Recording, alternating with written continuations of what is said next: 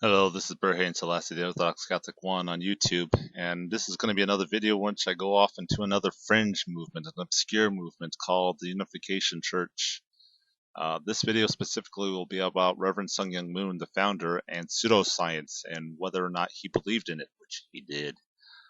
Recently, I was challenged by a member of the Unification Church to read the scripture unique to their movement called Divine Principle, before dismissing the movement as just another Korean cult led by a man claiming to be the returned Jesus Christ in Korean form, like the World Mission Society Church of God seems to also do, as well as others.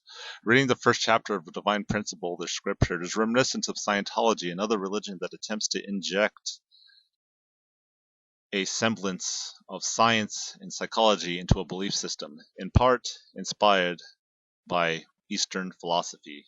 In the very first chapter of Divine Principle, Moon states the following, and let's go to a website of the church. This is dplife.info. As we see, part 1, chapter 1, Divine Principle of Creation. And let's go back to that section. As we see here, let's start at the top. Let us take human beings as an example. A human being is composed of an outer form, the body, and an inner quality, the mind. The body is a visible reflection of the invisible mind because the mind possesses a certain structure. The body, which reflects it, also takes on a particular appearance. This is the idea behind a person's character and destiny being perceived through examining his outward appearance by such methods as physiognomy and or palm reading. Here, mind is the internal nature and the body is the external form. Mind and body are two correlative aspects of a human being, hence the body may be understood as a second mind. Together they constitute the dual characteristics of a human being. Similarly, all beings exist through reciprocal relationships between their dual characteristics of internal nature and external form. So notice what he says. This is the idea behind a person's character and destiny being perceived through external, but through examining his outward appearance, so judging people by their outward appearance, such as methods of physiognomy or palm reading. So he's saying the outside reflects the inside. So physiognomy, he doesn't exactly explain it here, but physiognomy is just looking at your facial characteristics and making conclusions about what kind of person you are, uh, your characteristics, your traits. And palm reading is similar, but with the hand. In reality, they tell very little. Uh, Down syndrome, okay, yeah, you can tell a person by their facial characteristics that they have Down syndrome along with their palm because they have this line crossing their palm. But that's a very particular case, and that's not true with anybody else, really, unless there's like certain diseases that are similar to those certain ailments and disorders. But otherwise, they're they're debunked pseudoscience. They have no credence whatsoever, except for by people who want to give the impression that they can help people in their lives by looking at their physical characteristics and somehow helping them overcome their struggles. But it's nonsense. But it's very convenient also that notice how this is in blue, this is highlighted in yellow, this is highlighted in blue, and guess what's just ignored? All the crazy nonsense about physiognomy and palm reading. So yeah, they ignore the highlights there. Furthermore, Moon seems to believe that these are legitimate. Remember, he's supposed to be God incarnate to this church.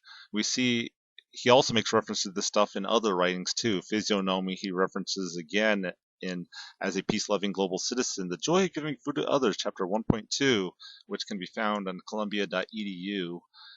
As we see here, Reverend Myung Moon, and then there's a forward, yada yada yada. So we can go on to see his reference to physiognomy. Right here, he says, I cannot remember anyone saying, though, that my small eyes make me any less attractive. In fact, people who know something about physiognomy, the art of understanding a person's characteristics and fortune by studying facial features, say my small eyes give me the right disposition to be a religious leader. I think it is similar to the way a camera is able to focus on objects farther away. As the aperture of its iris diaphragm is reduced, a religious leader needs to be able to see further farther into the future than other people. And perhaps small eyes are just an indication of such a quality. My nose is rather unusual as well. Just one look, and it's obvious that this is the nose of a stubborn and determined man. There must be something to physiognomy, because when I look back on my life, these features of my face seem to parallel the way I have lived my life. So he's explaining what physiognomy is here. He thinks he's comparing himself to a camera. Well, a camera has a lens, an iris, and so on, and they do this and that, and corresponding to its ability to see far away. Therefore, it must be true with human beings, even though he's comparing a camera, which is a mechanical object, to a biological organism, which is complete utter nonsense. But he can say whatever he wants. Um, but interesting enough, this is what Reverend Moon looks like. He references having small eyes. Of course, this is in his older years. But it's funny, in Eastern culture, having small beady, in Western culture, that is, having small beady eyes was an indication that a person is up to something no good. He's a thief. He's a scoundrel. He, he just wants to steal your cash. But again, it's pseudoscience. Physiognomy is just nonsense. But it's very interesting that he's seriously giving this credence. Continuing on, he also makes a reference to this in another speech called True Parents Day, as we will find here, as this is found on tparents.org/moon-talks/Myung Moon 96, yada yada yada. Find the link down on my website. So you see here, True Parents Day is my true son's day. Reverend Myung Moon, April 18th, 1996, World Mission Center. Translator, Peter Kim.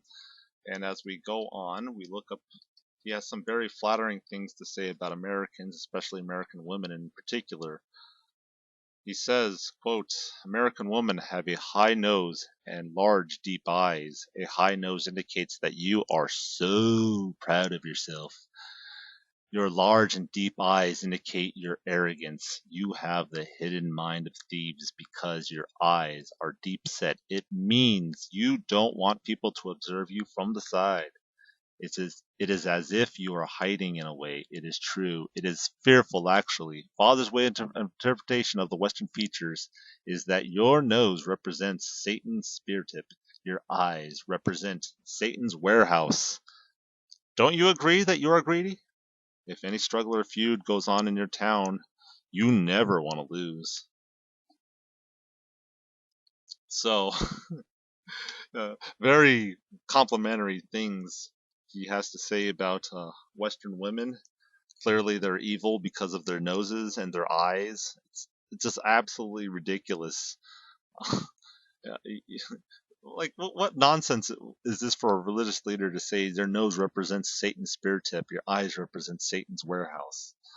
It would be hilarious. Okay, it is hilarious. But the thing is, this guy is a religious leader, and he's also God to these people. He's the Korean Jesus. Yet, Reverend Moon seems to simply be a product of his time and place, as physiognomy has long been part of Korean culture.